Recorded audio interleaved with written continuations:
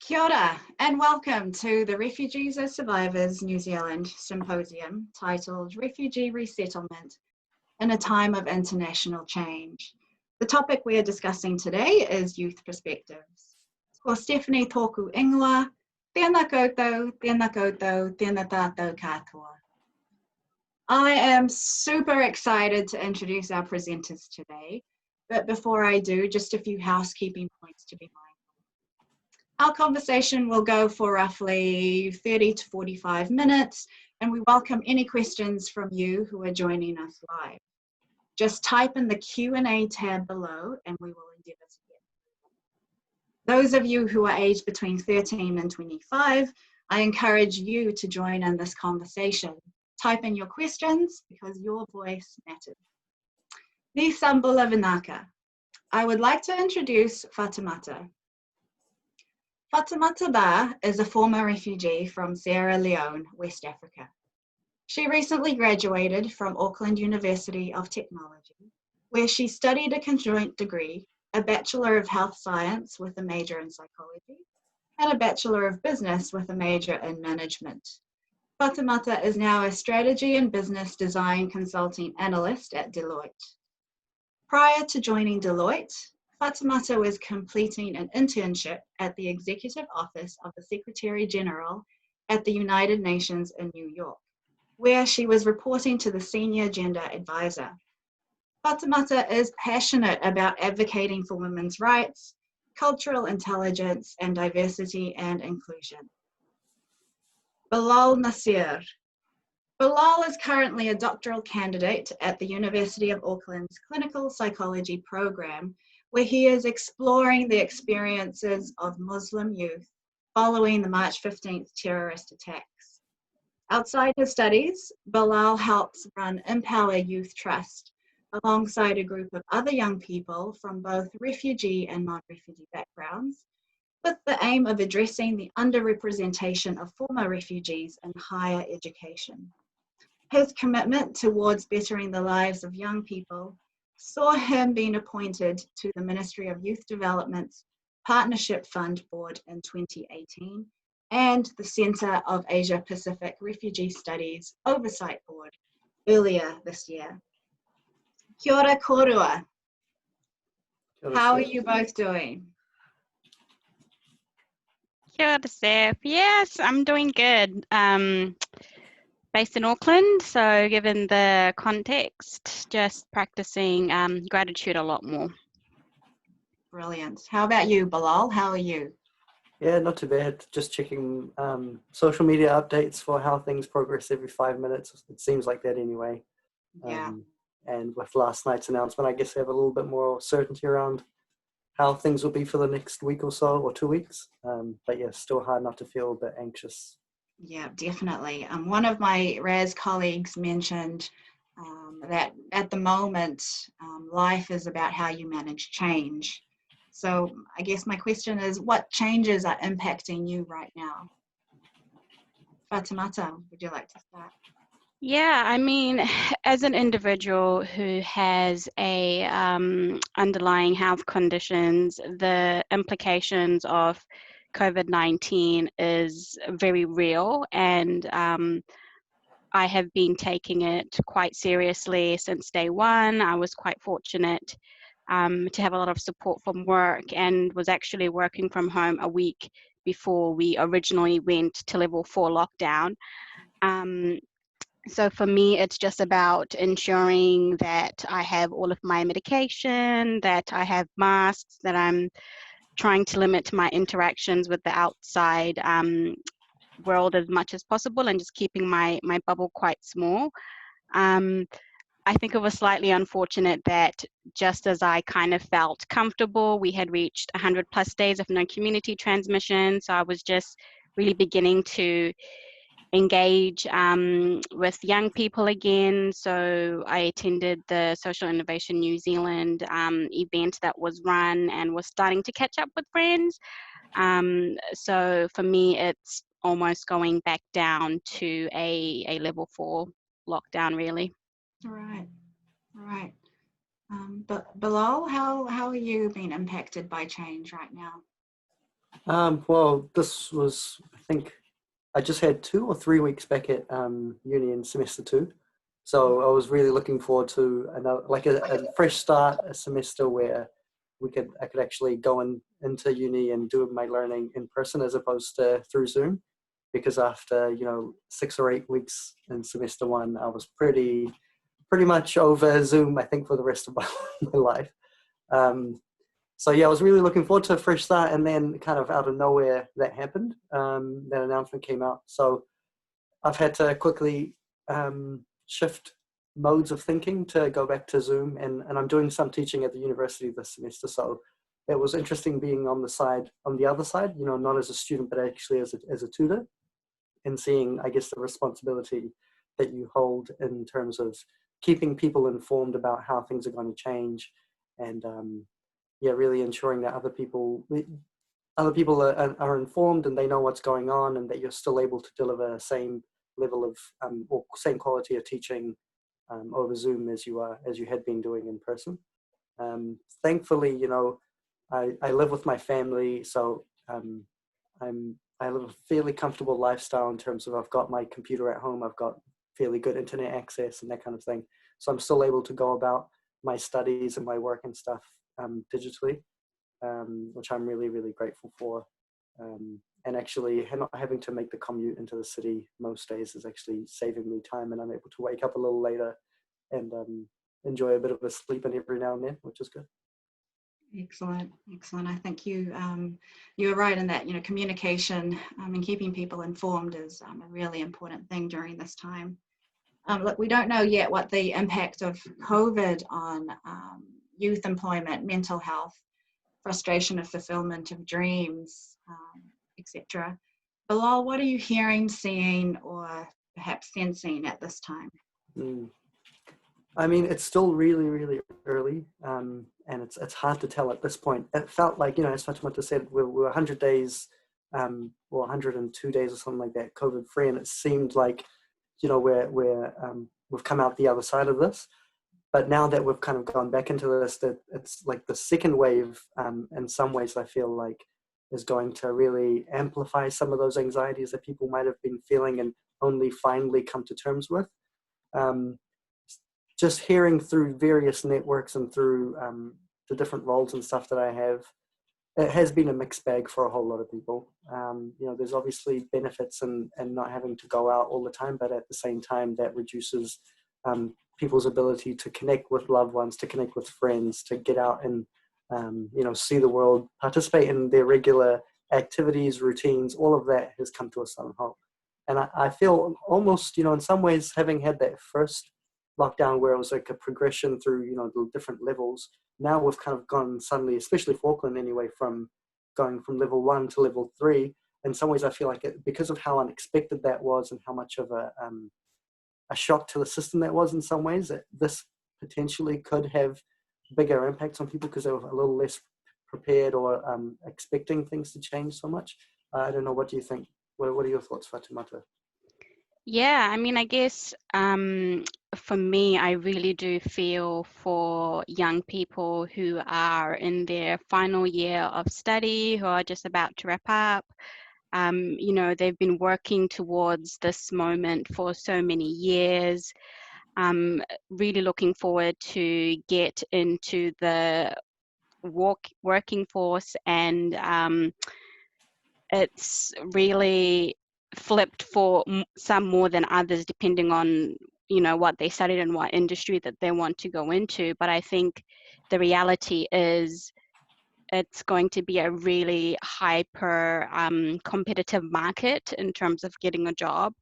And I really think, based from conversations that I've had at different forums, that the work that you're doing, Bilal, with Empower and mentoring and making sure that young people are connected is going to be more important than ever, especially for refugee youth, because we like to think that we live in a merit-based society where those who do well will get the jobs or get the positions, but the reality of the situation is actually having networks and having connections within certain industries is going to be vital, and in most cases make or break as well. So for me, I think in terms of the support that's needed for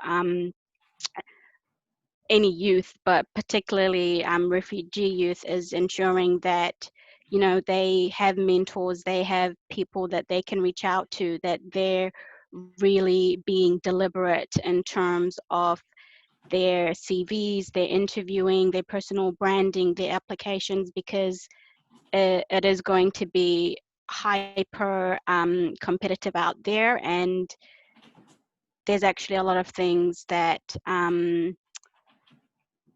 we can bring with our lived experience, we can bring with our diversity, and its advantage for any organization. How do we make sure that we're putting that front and center as you know, something that can be added to an organization? Yeah, I think, you know, you mentioned, Fatumata, the fact that the people who are on that cusp between finishing their studies and going out into the workforce, for us in Empower, we're particularly concerned about, or, you know, our target demographic are young people who are on the cusp of going from high school into university. So equally, I think there's a lot of tension too, because that final year or those final couple of years of high school is so pivotal, and having experienced so much change and so much disruption at that time of young people's lives too, where they're beginning to think about which area of study they want to get into, and you know, what's going to have the best job prospects and all those kinds of things. It's certainly been quite disruptive, really, to those people too, because it is such a, ordinarily it is such a time of change. Yeah. But now with COVID in the mix, and, you know, the second wave coming in, it's almost like those issues or those difficulties might be compounded in some ways. Absolutely. And I think, you know, for those high school students, 2 or 3 years ago, they've already made the decision in terms of the subjects that they're going to be taking and how that feeds into the entry requirements for the degree that they want to study at university. And for some of those students, you know, and maybe this is what the opportunity that level 4 lockdown has done, is forced us all to, you know, sit down to be with ourselves and with our own thoughts for much longer than we had wanted. But hopefully it's given an opportunity to kind of reflect and assess the situation. And for some young people, you know, they're going to be in a position where they have to make the difficult decision to actually change entirely what industry that they wanted to go into, and look at where the jobs are in the market. Yeah, definitely. I've heard you both touch on some benefits of the restrictions. Can you think of anything else? What other, you know, possible benefits caused by this pandemic? I think it's in some ways forced people to think differently, to reassess what they value, or even just in the way they work and teach and learn. It's kind of been really transformative in that way. And again, this is not to minimize any of the real the negative consequences it's had on people, but I think, yeah, it has really been transformative in that way, because we're beginning to see that actually, you know, just speaking from like a really mundane perspective, you don't have to go in to have this 1 hour meeting, you know, travel halfway across the city to sit down with someone, have a 1 hour meeting, and then spend another hour going back to your office.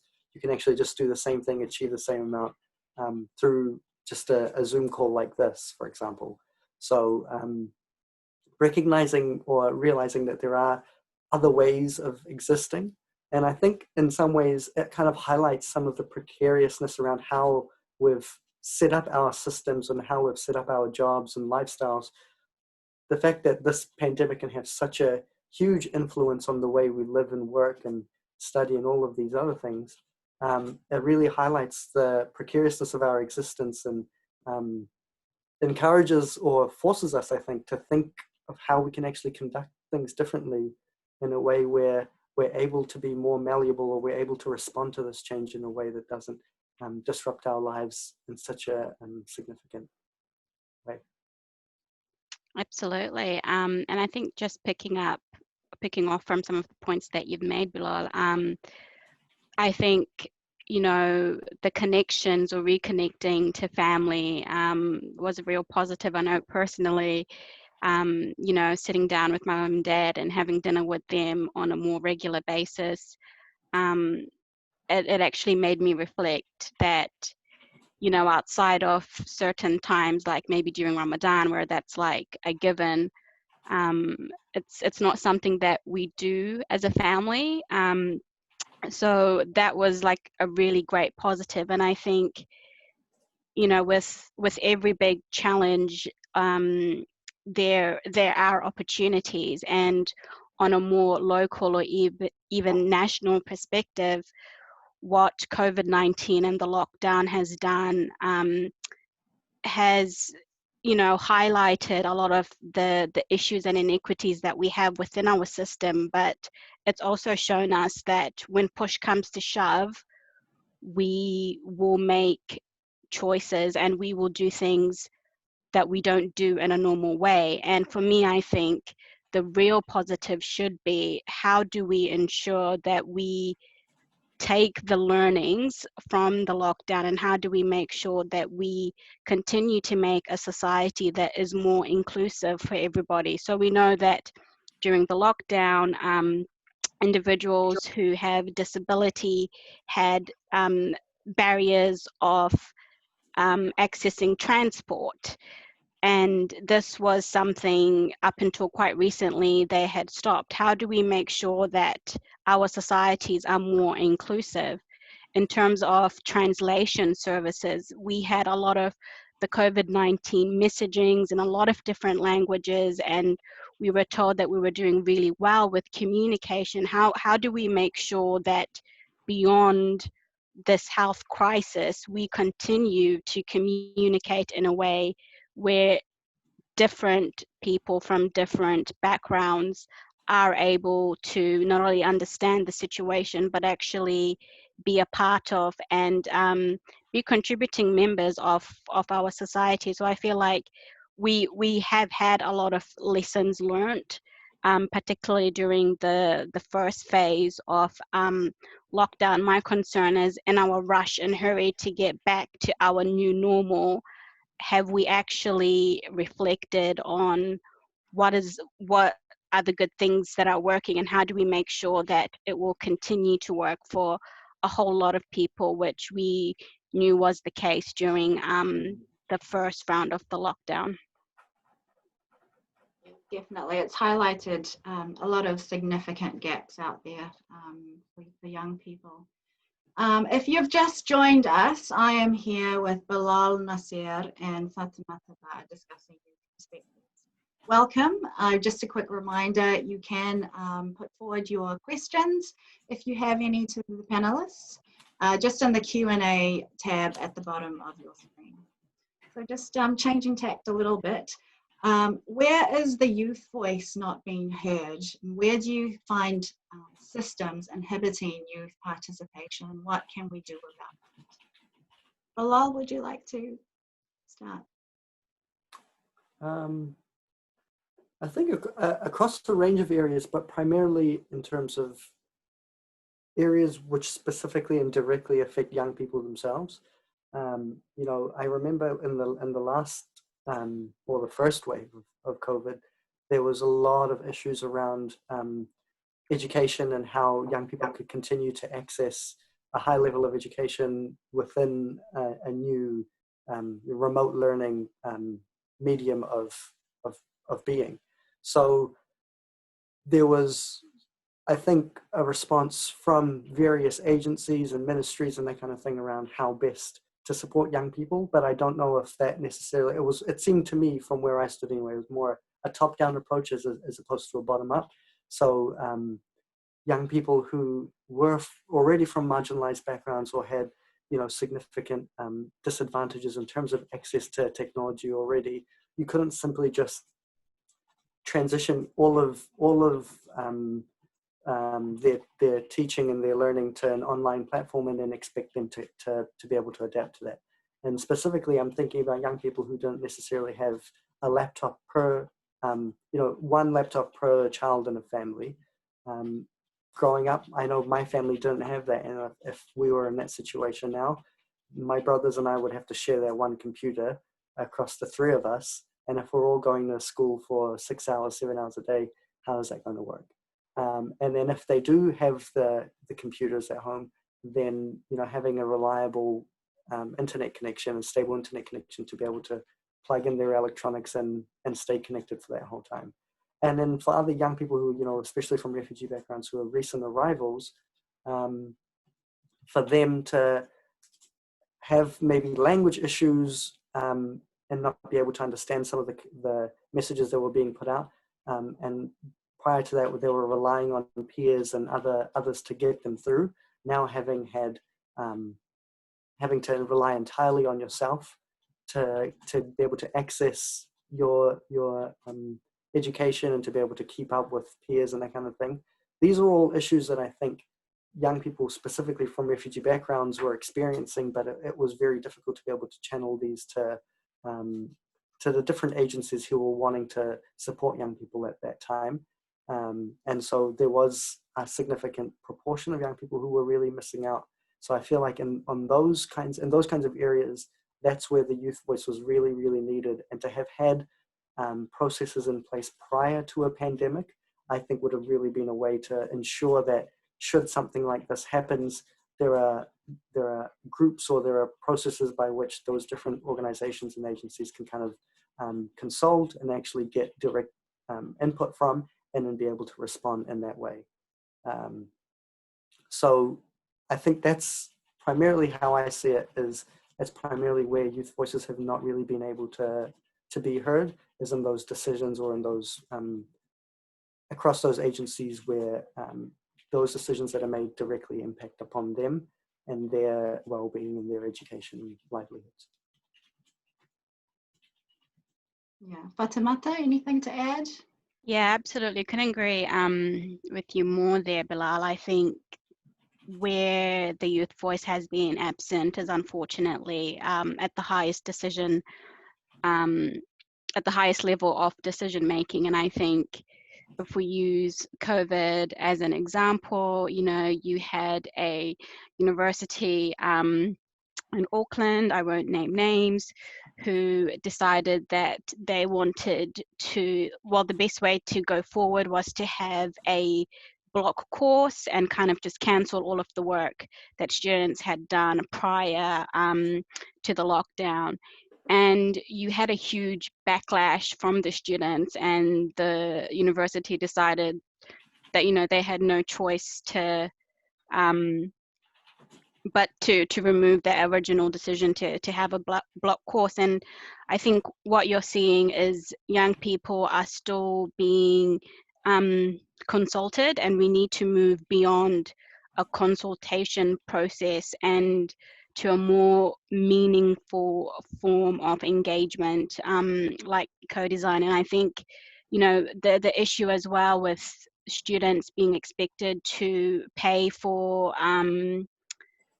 their accommodation while they were not staying there because they, obviously were wherever they were during their lockdown. If young people are engaged in a meaningful way, and if they do have a voice that has agency and power at the highest level decision making, at the highest level of decision making, then I think a lot of the implications or ramifications that we have seen maybe would not have taken place. And you bring up a following question that I have. Saying yes to opportunities can seem like a huge hurdle for young people who are less motivated than yourselves. Why do you think that is? Do you want to answer this, Fatima? Or? Yeah, I mean, for me, I think I would almost push back and say, is it difficult for them to say yes, or are they actually aware of the opportunities that are out there? So I've personally been quite privileged to have mentors, to be connected to a lot of different networks, um, which provide opportunities. And my feeling is that you always have the same people um, taking up opportunities because they're the ones that are in front of it, and they're the ones that are aware of it. So for me, I would um, I would push back and be more on the side of, okay, are we making sure that these opportunities are visible to students? Are we making sure that they know the value of connecting? Because when you go to an event like the University of Auckland's Social Innovation NZ Club, you you will find the students that are engaged. You will find the students that knew about this club because they were already involved in other clubs. And I think for refugee and migrant students in particular, being involved or a part of clubs is not really seen as an opportunity, but it's almost like something extra that you just do, right? And from my own experience, I know that my parents, as in their minds, it was, you go to school from 8 to 3, you do the subjects in your classes, and that's your education, right? But from my experience, the debating that I did outside of class, the Model United Nations stuff that I did outside of class, there were a lot of learning and engagement and opportunities in those spaces. And if I was not aware of it, I would not be where I am today. And that's a fact. So I would, yeah, just push back and advocate for more students, and I think especially more refugee students, being in front of opportunities where there are very valuable learning experiences, but it just doesn't have to be within the lecture theatre or within the classroom. So really I agree making with your sure. sentiments entirely. Yeah. Sorry, go ahead. No, you go, Bilal. Yeah, I agree with your sentiments entirely, Fatumata. That there needs to be that pushback, because when we frame young people as not being motivated, it's already from that deficit framing of, it's them that are not wanting to take up these opportunities. So opportunities are there, they just don't take them up. And it puts the onus on them to be taking up those opportunities. And while I think there is a level of responsibility that needs to come into it, there's also other factors at play, other structural factors, which mean, specifically young people from refugee backgrounds already may have other things on their plate that prevent them from being able to partake in extracurricular activities. They're not just going to school and that, but they're actually acting as translators for their families. They're acting as transport. They're cross-cultural workers in some cases. They're doing all of this other stuff that isn't necessarily seen as an extracurricular activity, but it's actually them doing so much more than just being a student or just being a young person. So one, I would argue that they already are doing so many things, but it's us that aren't necessarily seeing or giving value to what they're doing. And secondly, the fact that they've got so much on prevents them from being able to access those opportunities where there are plentiful opportunities available around, networking and that kind of thing, that can give them those kinds of things, like kind of have a cascading effect where it's like one opportunity leads to another. And I know, personally speaking from my experience, that's always the case, where it's a connection with one person leads to a connection to another, and with that comes different opportunities. So I guess being in the privileged position I am, where I'm able to have or take up those opportunities and do those things, I can equally see that other people who don't necessarily have those same or don't have the same level of comfort or privilege in their lives aren't able to take up as many opportunities because they've got other priorities or other responsibilities that they need to be taking care of. So yeah, I certainly do push back on that idea of young people not necessarily being motivated to take up those things. And lastly, I think a really key thing is when young people are encouraged to participate, or who are asked to be involved with these different kinds of opportunities, it's recognizing the fact that, you know, when we ask young people to participate, is there some kind of reciprocity in that relationship, or is it who's benefiting from that relationship? Is it us who are asking young people to be involved, or is there actually a direct benefit to the young person? So when young people get asked to be on youth panels, or they get asked to be on advisory boards and that kind of thing, that's them taking time out of their day to participate in these things, to prepare for these things, to bring their lived experience to these things. And so are we actually recognizing the value of that?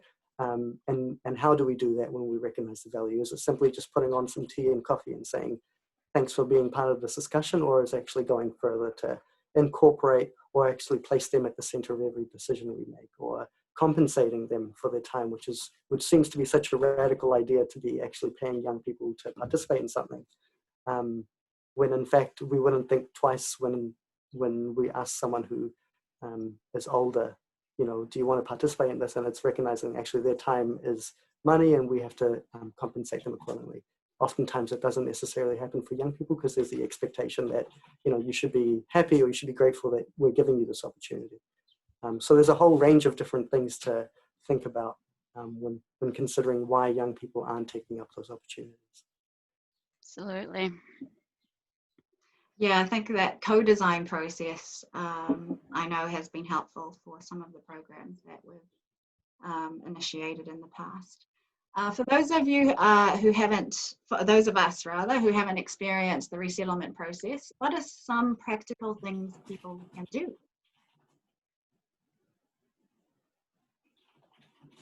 Would you like to start, Bilal?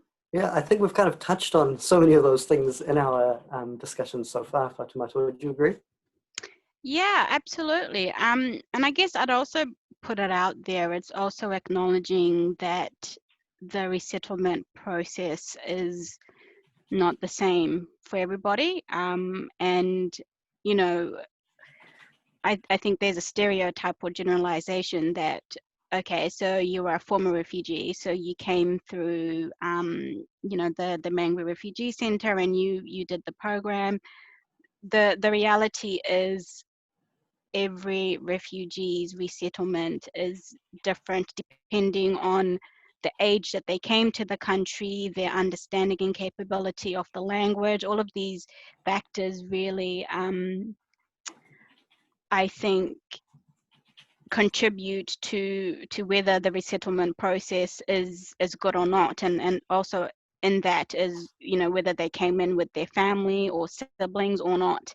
And so I would say that in thinking of the resettlement process, it's understanding that you don't have one customer per se, but you have different profiles that you need to tailor services to, and it's not a one size fits all approach. Yeah, I think that pre resettlement phase is so crucial, because there is so much that goes on in that time prior to resettlement. You know, people have their whole lives, they have their whole histories, they've got connections, they've got families that they're separated from, and to not take that into consideration, or to not place people in that context from which they've had to be forcibly displaced from, it can really affect those post-settlement outcomes. So while considering, you know, it's important to consider things such as trauma, or things around pre-settlement employment. What was this person's employment prior to having been forcibly displaced, and what kind of employment opportunities are available for them now in their place of resettlement? So I think a lot of factors do go into that, and it certainly is not a one-size-fits-all model, because people come with such vastly different experiences based on those factors prior to their arrival, and also the age at which young people arrive to makes a huge difference for someone who arrives here as an adult, the outcomes are vastly different for someone who arrives here as a child or as a teenager. Those things really play a big role in that resettlement process. One thing I've heard young people tell me is they don't feel like they belong here. Can you give us some idea around how we can create a sense of belonging, how they can feel like they belong? It's an ongoing process, I think. Would you agree, Fatumata? Absolutely, and I think that's a huge, I wouldn't even call it an issue, but it's a huge process that you have to go through, right? And I think for refugee youth, it's more difficult in the sense that, and it's dependent on the age that you were when you came to New Zealand. Do you have any recollection or memories of your culture and your identity? Do you bring that in with you? And I think in wanting to create a sense of belonging, we need to make sure that that the approach is not assimilation, right? Because we want these resilient individuals who come from rich cultures to bring their culture with them, to make it a part of the rope and the fabric that is Aotearoa New Zealand. So how do we create a sense of belonging? I actually think that we as a country need to go through our own identity process in terms of biculturalism, multiculturalism. I feel like that there is a lot of opportunity in being genuine and authentic with our connection to tangata whenua and te ao Māori. So I was quite fortunate to be a judge on a co-design competition that took place, and it was young people all in the room coming up with ideas to how to address this question: how do you bring up a sense of belonging? And at the end, as a group, we all kind of voted on the idea that we thought was great. And I don't think it was a coincidence that the idea that won or had the most votes was one that was centered around amarai and the understanding and connection to te ao Māori and tikanga Māori. So I feel like how we do create a sense of belonging in Aotearoa New Zealand is making sure that we're having authentic engagement with tangata whenua, but also encouraging our new refugees that are coming through to make sure that they keep their culture with them and that they bring it through, and that it's important to who they are, and we need to acknowledge that as well. The sharing of cultures and Absolutely. appreciation of each other's cultures. Just one last question before we move across to the Q&A tab. Considering the mosque shootings and the racism protests globally, what do you reckon has changed for New Zealand youth? I think specifically in relation to the March 15th shootings, that through this concept of racism and Islamophobia and prejudice and all of these interrelated concepts, they really threw it to the forefront of mainstream discourses or mainstream discussions and conversations, whether it was through news media, whether it was just individuals talking to one another. It was no longer something that we could continue or the country as a whole could continue to ignore because of just the gravity and the magnitude of what took place. It's not to say that racism started on March 15th and that's kind of but that's how it's kind of almost been treated. So that event in itself, or that attack, propelled it to the forefront of our discussions and to the forefront of our minds, while it had been here for 150 years prior, since the beginning of colonization. And Fatumata really eloquently summarized that earlier. I think those conversations were being had, or that those issues were always present, but weren't necessarily being talked about in the same way, because it was easier to kind of ignore. But after that, it really threw it to that forefront. And at the same time, though, for I'd say 2 or 3 months afterwards, that was really the center point of a lot of what was happening, and a lot of discussions that were being had was focused on that. And it seems almost, just over a year later, we've begun to fall into a place of no longer, or moving on from that. And so that, I think that process, I see it as almost like an amnesia type of thing, where it's quite quickly we forget about what's happened and we move on without doing that internal work, without actually doing that soul searching that those kinds of events force us to do. Or if it does happen, it happens in a very limited scope, and it doesn't always translate into meaningful action. And so, having had the Black Lives Matter protests earlier this year, again, that kind of propelled it to the forefront of the discussions again.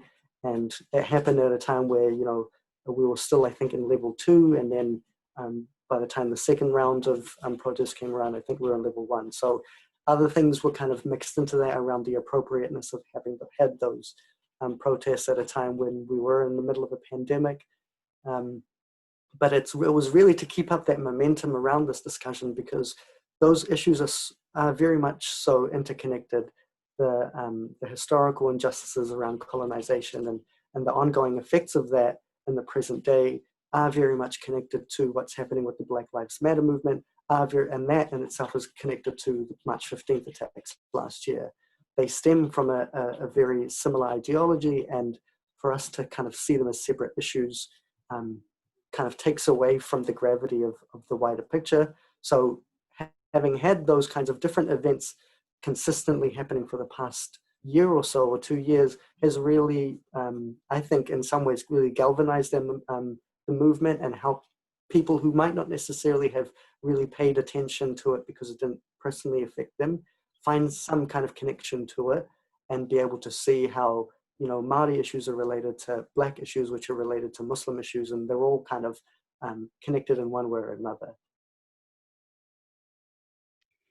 Yeah, I think for me, March 15 really changed the landscape in terms of the discussions we were having about discrimination and racism in New Zealand.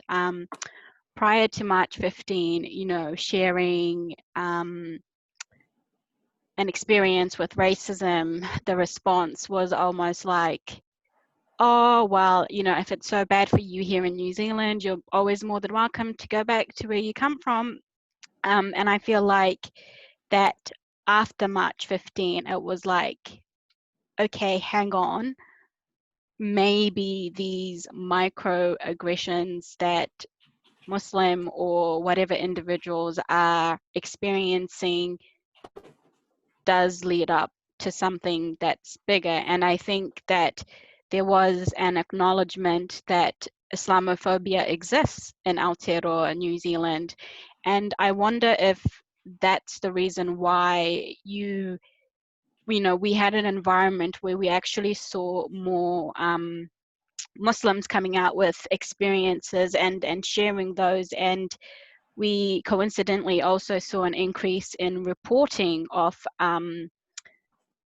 Islamophobic microaggressions felt by the community. And so I feel like it did provide an opportunity for a lot of work to take place. And I know that a lot has been done, and the Office of Ethnic Communities increased their funding to community organizations that were doing work around social cohesion and helping and ensuring that Muslims feel a part of the community and that their concerns are heard. But I think what hasn't happened is that critical, uncomfortable conversation that we as a country need to have acknowledging the colonization and how, as Bilal has stated, it is connected to the experience of racism and discrimination, regardless of what group that you are a part of. And I think,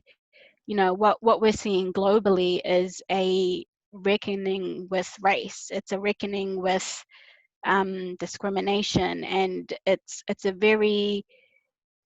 creating an environment where we can actually create change. So I personally feel hopeful in all this madness that is 2020, that something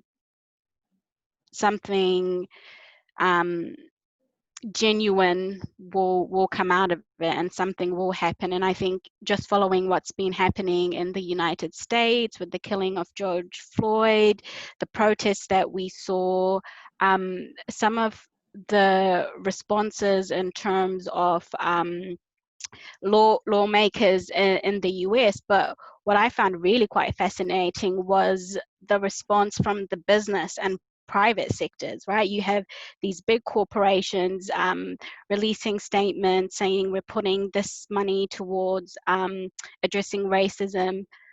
And yes, for a lot of it, it was more of a performative action. But then these groups were being called out by their own employees that, hang on, what are we doing first and foremost as an organization internally? So what it's done is it's actually brought that conversation of racism to the workplace, and we're starting to connect the dots, and we're starting to address it in our work settings, and I hope that will also translate to our personal settings as well, in terms of our own homes, because we knew that these conversations were already taking place in the community, right? We've already had activators doing a lot of work in this space, but now it is coming to the forefront of our conscious as a society. Definitely, I agree with both of you there. I think you touch on the fact around, we have to be comfortable with being uncomfortable so that we can have these discussions. Absolutely. Yeah.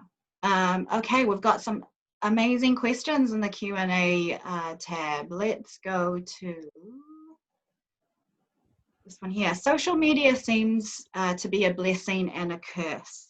Young people are big users of social media. What is your experience of the negative messages, and how do you deal with it? Yeah, I guess I've felt firsthand the not so nice stuff about social media. So following the Christchurch shootings in New Zealand, I made a post on Facebook expressing my sadness and condolences, but I also took it a step further and kind of made a comment around how, this conversation that we're having about free speech versus hate speech is real, right? It's not a legislation, and the line is quite blurred, but I feel like the link and connection is very clear. When you have hate speech in the name of freedom of speech, and you're having these messagings out there that, one group of society is a threat and they need to be dealt with, and then you have somebody who goes and actions that. Like, for me, it was very clear that your words, even though in your mind it doesn't mean anything, it actually has significant consequences for other people. And I had some people who responded and was like, you're trying to politicize a situation, you're not, you're making things worse. And for me, it was an experience because I wanted to engage with these individuals. I genuinely wanted to like understand their thinking and their reasoning, and kind of have an opportunity to explain why maybe as a older Pākehā person it might be a bit more difficult for them to make the connections. But yeah, I think like most things in life, you know, it's what you do with it, right? But I do think in terms of social media, there needs to be some form of regulation or accountability held to these platforms, especially in terms of misinformation, because, you know, what we've seen in terms of geopolitics around the world, it's almost as if we're living in a point in time where nobody even knows what's a fact anymore. Like, you can absolutely get away with just saying anything and everything, but I think we need to have something in place where individuals or social media platforms are actually held accountable to what's put out there. And an example that I use, for example, is extremist Islamists, right? So we all understand and agree that they shouldn't be given a platform to spew their hate, which is actively, you know, encouraging people to go and, you know, maim and hurt and kill others. So why is it not the same? Why are we not treating it the same for other different, I guess, narratives? Because that narrative has a right for freedom of speech, but then extremist Islamists don't have a right for narrative, don't have a right to freedom of speech. I feel like we need to be consistent in terms of the way that we apply freedom of speech. Definitely. Just a health services question, Bilal. How can we increase youth participation in using health services, such as seeing a GP or accessing services early and timely? I think a multi-pronged approach is always best, in the sense that we have our service is appropriate to the needs of the young person, and what I mean by that is that the setting that it takes place in is not the super clinical setting where, you know, things feel very, very uncomfortable and not so welcoming, like just from, you know, off the bat.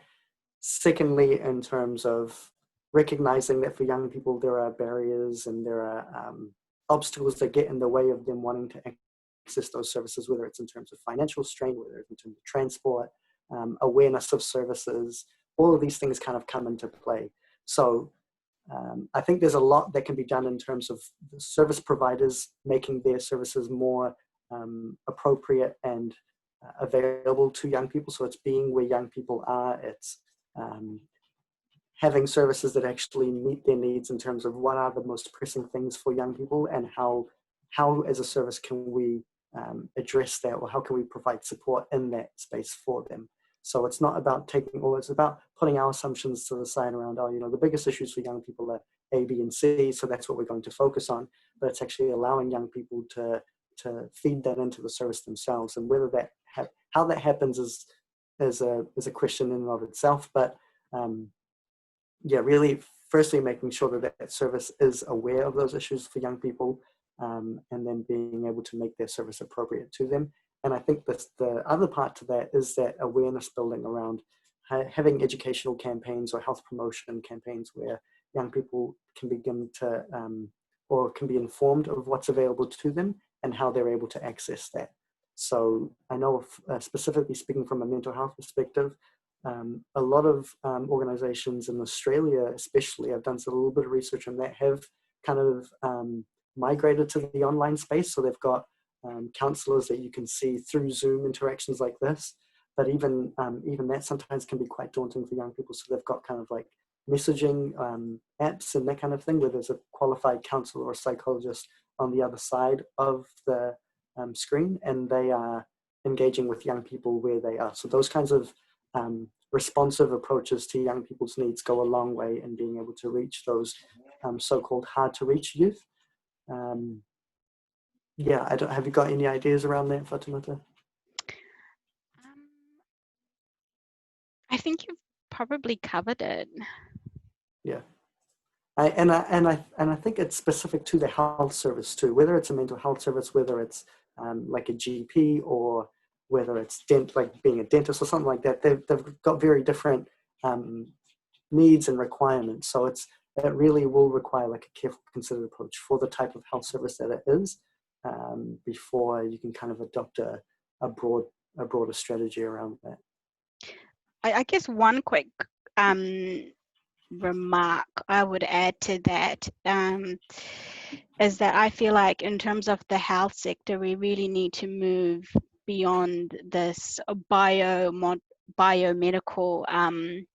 model to a more holistic, and I'm sure you've probably seen the Te Whare Te Pawha, but I feel like when you make the service more holistic, you will intuitively get more buy-in, because it's not just you're here to get this part of your body fixed. It's actually acknowledging that well-being is beyond your tahatinana or your physical well-being, but also your family, your mental and social well-being as well.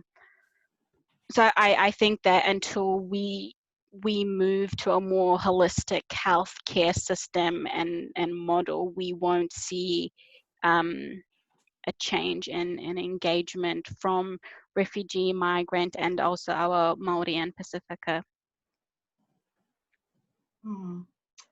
Listen, we are running out of time, but look, we'll take one more question before final remarks.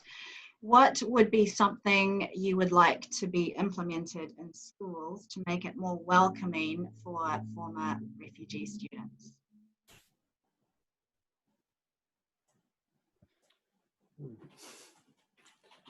That's a big question.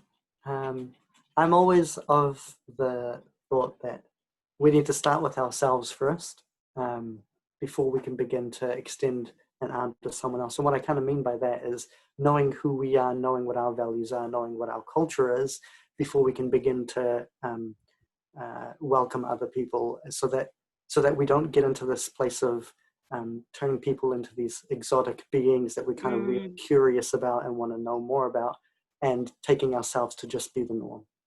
So how that might look like in a school context, I'm not so sure, but yeah, I think it's really, really important to start with ourselves first and be aware of who we are before we can begin to understand other people, and finding commonalities in our experiences, and finding those points of connection can go a really long way. Absolutely. I feel this, question goes back to that sense of belonging. And I think, when you create a safe environment where we acknowledge tangata whenua, we acknowledge te ao Māori, and then when we encourage others to bring their full selves and all their culture, you will create that environment. That's all we have time for. Fatumata, Bilal, your voice is so valuable, and you've raised such important topics of interest. Thank you very much. To those joining in, this webinar has been recorded, so you can refer back to it on the Refugees as Survivors New Zealand YouTube page. Thank you all for your questions and comments. Join us on Tuesday, the 18th of August at 4 p.m. to hear about political perspectives with Helen Clark and Golriz Garaman. Enjoy the rest of your weekend. Ka kite anō. Ka kite.